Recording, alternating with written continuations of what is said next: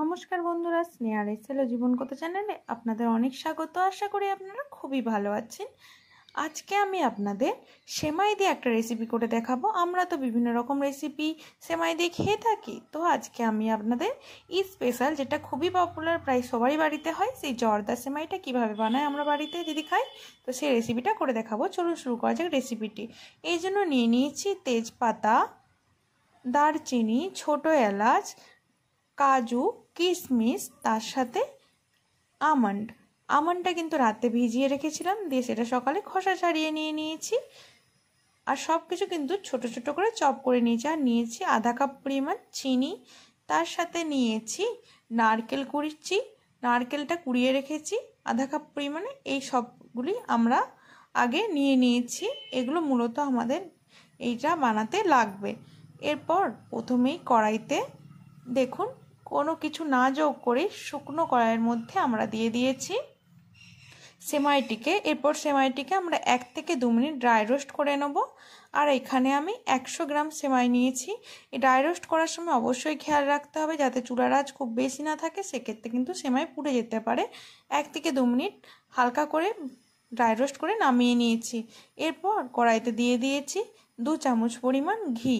ঘিটা গলে যাওয়া পর্যন্ত ওয়েট করেছি। ঘিটা গলে যাওয়ার পর ওর মধ্যে প্রথমেই দিয়ে দিয়েছি তেজপাতা, দারচিনি ও ছোটো এলাচ। এগুলো থেকে একটা ভালো সুগন্ধ আসার পর ওর মধ্যে দিয়ে দিয়েছি আমরা যে বাদামগুলো নিয়েছি। আপনারা চাইলে আরও অনেক কিছুই যোগ করতে পারেন বাদাম, আমার কাছে যেগুলো ছিল সেগুলোই আমি যোগ করেছি।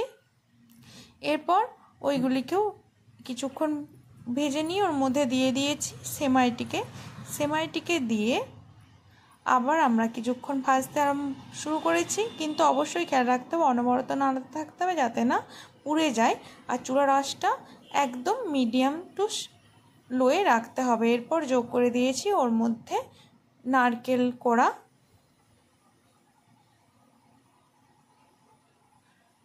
এরপর সব কিছু একটু হালকা বাদামি হওয়া পর্যন্ত আমরা ভেজে নিয়েছি। যাতে পুড়ে না যায় সেটা কিন্তু আপনাদের বারবারই খেয়াল রাখতে হবে।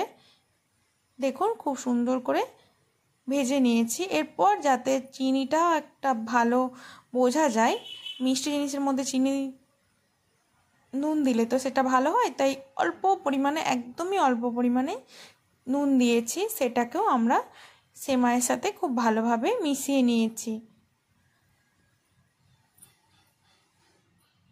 একটু সেমাইটা দেখুন একটু সময় নিয়ে আমরা ভাজছি, তাই আপনারাও ভেজে নেবেন। দেখুন কিন্তু আমার কোনো সেমাইটি কোনোভাবে পুড়ে যাচ্ছে না, তাই চুলার আঁচটা আপনারাও একদম মিডিয়ামে রাখবেন। দেখুন এখন লাল লাল করে ভাজা হয়ে গেছে সব কিছু, একটা হালকা বাদামি ভাব এসে গেছে। তারপর ওর মধ্যে যোগ করে দিয়েছি জলটা খুব ভালোভাবে ফুটে যাওয়ার পর ওর মধ্যে যোগ করে দিয়েছি চিনিটা আপনারা যেরকম পছন্দ করেন সেরকম যোগ করতে পারেন।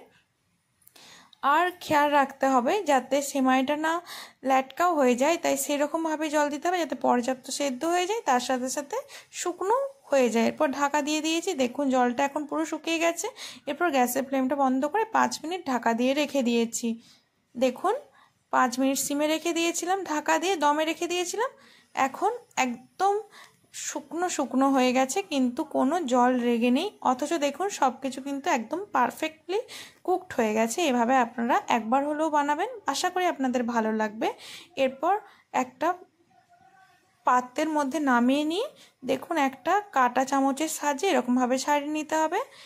এভাবে একবার হলেও বানিয়ে আমাকে কমেন্টে লিখে জানাবেন আপনাদের কেমন লেগেছে। ভালো লাগলে লাইক, শেয়ার, কমেন্ট, সাবস্ক্রাইব করে আমার চ্যানেলের পাশে থাকবেন। পরবর্তীতে নতুন রেসিপি নিয়ে আবার ফিরে আসবো।